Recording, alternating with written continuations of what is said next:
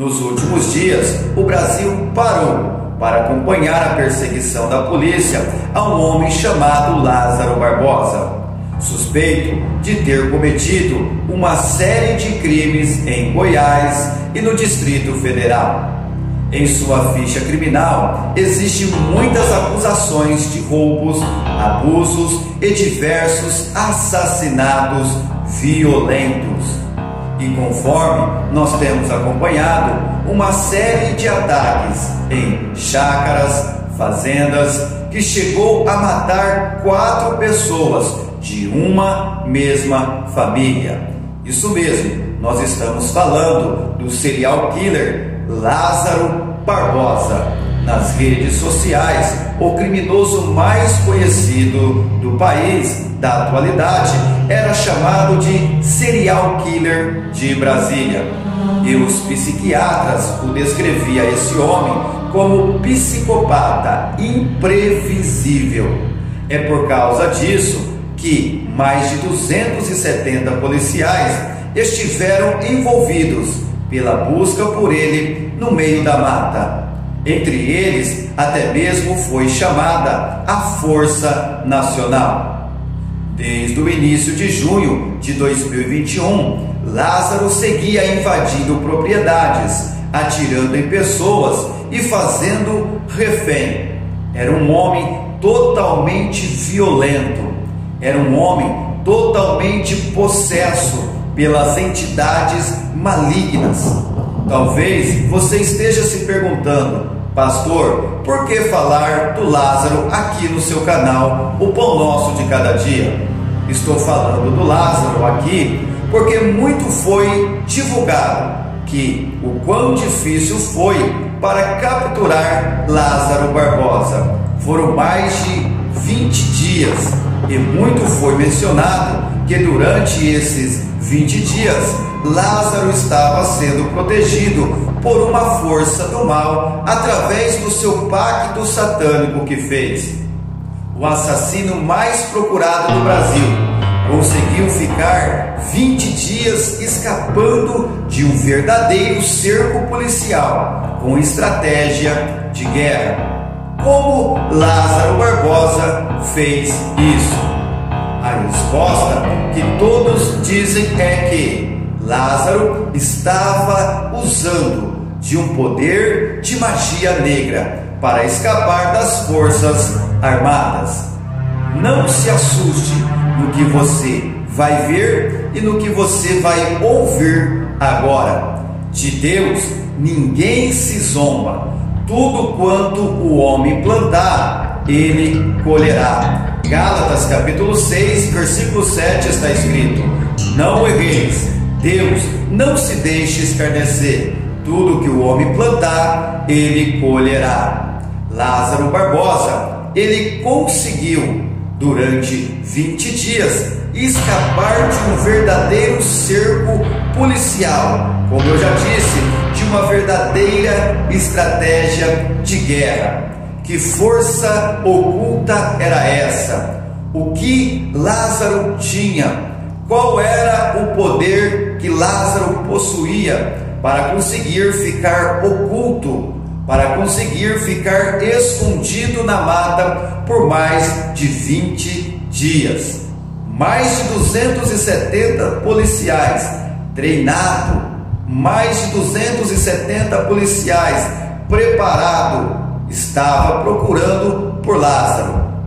Isto mesmo, eu estou dizendo, mais de 270 policiais treinados. Como Lázaro fez para ficar oculto, invisível aos olhos dos policiais que estavam do alto no helicóptero e aos olhos dos policiais que estavam em terra? Que magia era essa? Muito foi falado da magia negra contida no livro São Cipriano, o livro conhecido como o livro da capa preta, e de todo o ocultismo, magias e simpatias com diversas finalidades contida neste livro. Dizem que a versão original deste livro, que não passou por nenhuma edição, contém rituais satânicos, conhecido como fechamento do corpo, aonde a entidade maligna protege a pessoa contra tiros, facadas e qualquer ataque contra a pessoa protegida. E essas entidades pedem em trocas sacrifícios de animais e até mesmo sacrifício humano. É algo terrível, dominado pelo mal. E quem se submete a essas práticas, quem se submete a essas magias, elas podem até mesmo ficarem invisíveis. Acredite se quiser, elas podem também se transformar em cupins e elas podem até mesmo se teletransportar de um lado para o outro. Isso, para a mente humana, parece até impossível de acreditar, mas é exatamente essa edição do livro São Cipriano que Lázaro possuía e teve acesso. É por causa disso que as polícias, durante todo este tempo, durante esses 20 dias, teve tanta dificuldade de encontrá-lo. É isso que as pessoas têm falado e comentado a todo momento. A polícia encontrou no lugar que Lázaro estava morando diversos materiais de magia negra, mostrando que muito de seus crimes estava ligado com a força do mal. Lázaro Barbosa era um homem extremamente violento, sanguinário, sangue frio. Lázaro Barbosa, ele servia as entidades do mal. Antes de entrar na questão do que a palavra de Deus diz sobre aqueles que se envolvem com a feitiçaria e por que essas pessoas irão pagar um alto preço, eu quero agora falar um pouquinho para você sobre o livro São Cipriano. Preste muita atenção naquilo que você irá ouvir agora, na história deste livro. O livro São Cipriano é um livro muito perigoso. Vou contar de forma resumida a história dele. Preste muita atenção. Cipriano nasceu na Antioquia, localizado entre a Síria e a Arábia, no Oriente Médio, no ano de 250 depois de Cristo. E desde muito pequeno, Cipriano se envolveu com a feitiçaria, estudando todos os tipos de ciências ocultas, como a alquimia, astrologia, adivinhação e diversas modalidades de magia. E aos 30 anos de idade, depois de passar muitos anos viajando pelo Egito, Grécia e outros países, aperfeiçoando o seu conhecimento, Cipriano chega à Babilônia para conhecer a cultura ocultista dos babilônicos. Então veja o resultado de tudo isso. Então ele encontrou uma bruxa muito poderosa, chamada Évora, aonde ele teve a oportunidade de intensificar seus estudos e aprimorar suas técnicas de magia. A história conta que a bruxa Évora morreu já bastante idosa, mas ela deixou seus manuscritos de feitiçaria para Cipriano, que observou, que guardou e que estudou todos aqueles ensinamentos.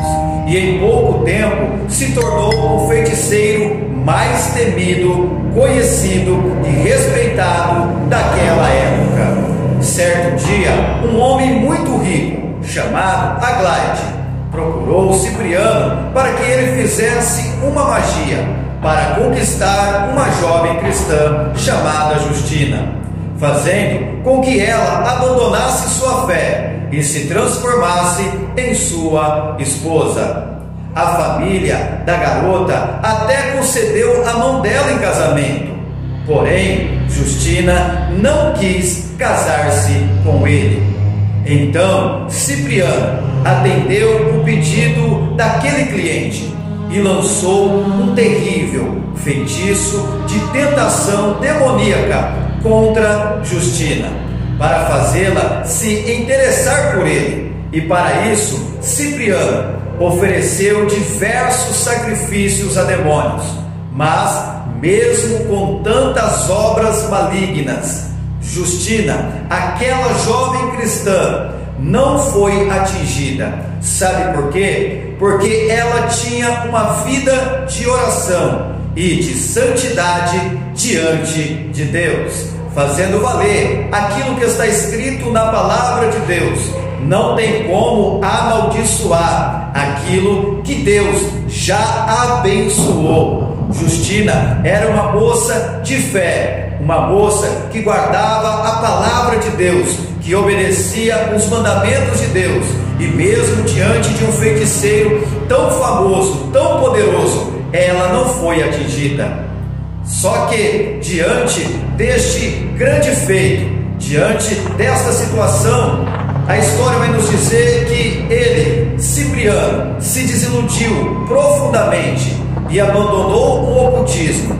Então ele se converteu ao cristianismo e doou todos os seus bens aos pobres, e chegou a queimar parte de seus manuscritos de magia. Porém, muitos daqueles registros permaneceram ainda guardados na sua antiga casa. Então Satanás não aceitou a conversão de Cipriano diante do fato em que ele falhou, diante do fato em que o feitiço não teve poder sobre a jovem cristã. Satanás então fez de tudo para destruí-lo. Certa vez, Cipriano e Justina foram presos por um imperador, e depois de serem torturados, eles foram obrigados a negarem sua fé em Cristo. Mas eles se recusaram. Então o imperador, muito irritado, mandou lançar Cipriano e Justina em uma caldeira fervente com cera e banha de animais. Mas aqueles dois cristãos não sofreram nada. Exatamente, eles não sofreram nenhum dano. Nada deles se queimaram. Então o feiticeiro chamado Atanásio, que era discípulo de Cipriano no tempo em que ele servia o poder das trevas, desafiou seu antigo mestre. Depois de invocar os seus demônios, também pulou na caldeira, e o resultado foi nada menos e nada mais do que assustador, porque o seu corpo foi consumido pelo calor em poucos segundos. Tempos depois, o imperador condenou Cipriano e Justina à morte, e no dia 26 de setembro do ano de 304 depois de Cristo, eles e outros cristãos foram decapitados, tiveram suas cabeças arrancadas em praças públicas, e seus corpos ficaram expostos na rua por 6 dias. E como surgiu o livro São Cipriano? Como vimos, boas partes de seus manuscritos ficaram esquecidos na antiga casa, aonde alguém os encontrou e os reuniu. Depois, esses documentos foram traduzidos do hebraico para o latim e distribuídos para diversas partes do mundo. E com o passar dos anos, o conteúdo original passou por diversas alterações e adaptações. Hoje em dia, existem pouquíssimos exemplares com os feitiços originais, e há quem pensa, há quem diz, há quem acredita que Lázaro Barbosa, ao que tudo indica, teve acesso a eles. Viu como tudo começou? Mas acontece que, se envolver com forças malignas, como esse livro São Cipriano, tem consequências terríveis.